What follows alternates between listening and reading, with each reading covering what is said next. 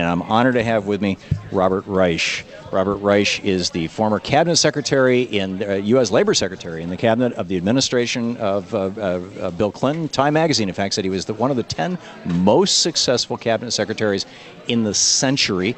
He is currently a professor of public policy at the Goldman School of Public Policy at UC Berkeley and the author of 13 books. His latest book, Aftershock, The Next Economy and America's Future. Robert Reich, it's an honor to have you back with us, sir. Well, it's nice to see you, Tom. It's nice to see you in person. Yeah, it is. It really is. You look actually very handsome, if I may say. So do you, sir. Well, I wouldn't go that far. Thank you.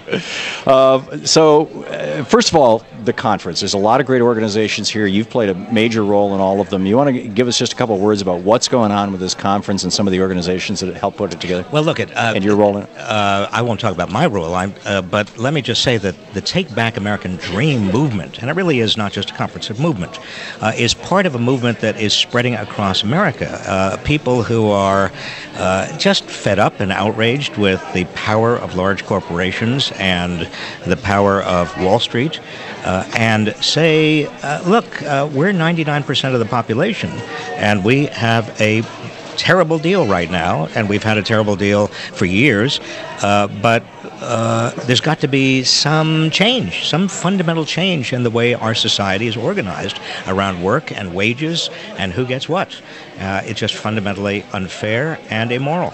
Yeah, and that aspect of morality is what I think is driving the Occupy Wall Street movements and the Occupy these various cities where people, as Fox News, I was watching Fox last night, it was actually the only station that was broadcasting news at the time, which is kind of tragic commentary on America. And they were talking about this and about, that it smells like urine down in the park and they look like a bunch of hippies, and most importantly, they don't have a single demand.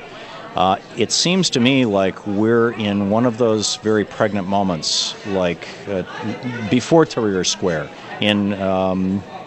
I mix up my countries in the Middle East horribly, but where the young man self-immolated, was that Yemen? Tom, I don't think this is going to be an American fall like the Arab Spring, but I do think that people are desperate. The latest data we have show that 37% of American families with young children are now in poverty. 37%. This is a record. More than a third. That's more than 1 out of 3 American families with young children in poverty. At the same time that the rich are richer than ever. The top 1% is taking home over 20% of national income.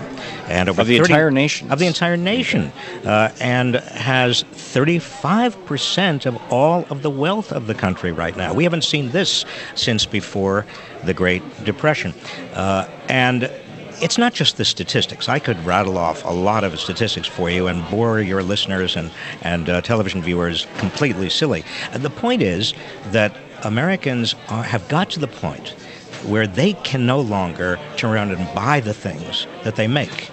And that's why businesses are not hiring. And in addition to that, they're not making them anymore, by the way. Well, exactly. We've got some trade policy problems. But even services. Monetary policy problems.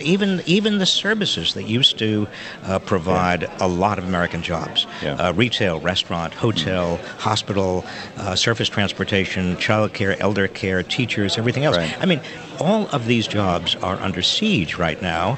And that means people who have the jobs and others who depend on them are in a tighter and tighter and tighter place. This sounds to me like the prescription for a downward spiral, which is sometimes referred to as a depression, a deflationary cycle. Do you see that? And if so, how do we break out of that? Well, we are in a jobs depression.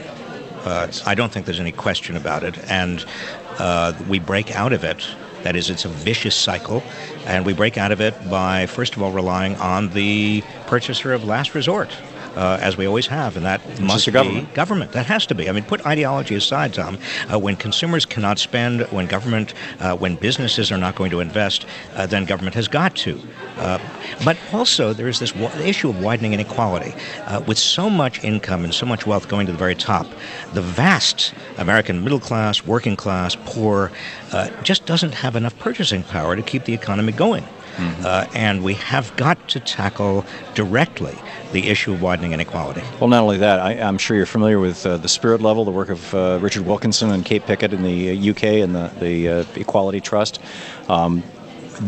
we are now the most unequal society of the 34 OECD countries, and they scatterline graph them, and in a whole bunch of social indices: teenage pregnancies, sexually transmitted diseases, drug use, both illegal and prescription drug use, abuse, homicide, suicide, crime in general, failure to complete school, infant mortality, lifespan. All of these things get worse as inequality grows, yes, regardless of how rich a society is. But here's the point. It doesn't have to be that way. The United States is the richest country in the world. We are the richest country in the history of the human race.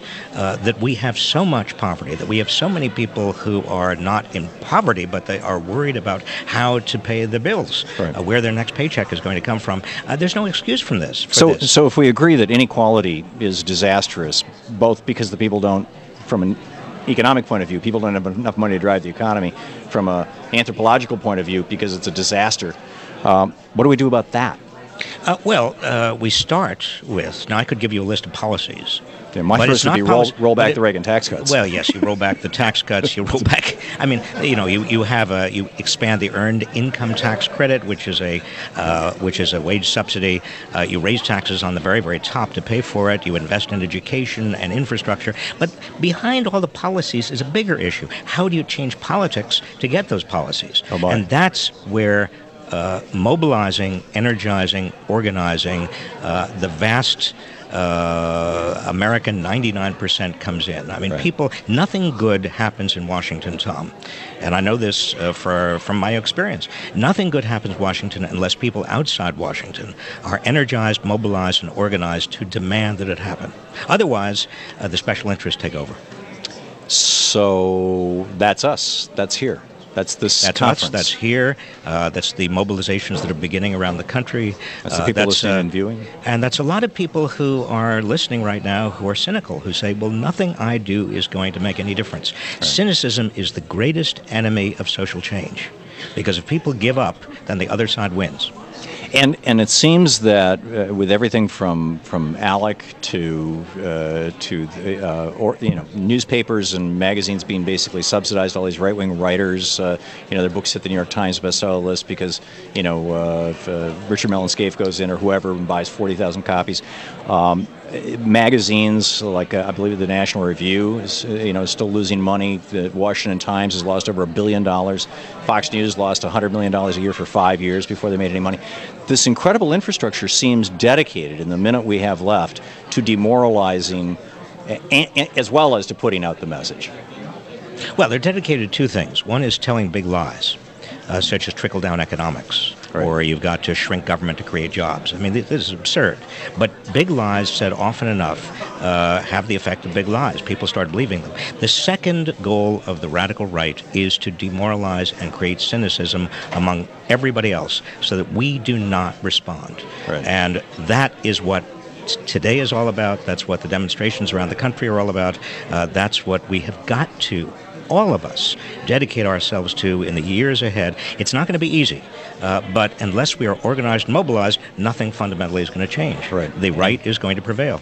Right. And in general, the way it works is, when the parade going down the street gets big enough, the politicians start jumping in front of it with a flag saying, this is my parade. Exactly. And so it's got to be us doing the parade. Robert Reich, so glad to have you with us here, sir, today. Tom, great to see you. I do appreciate it.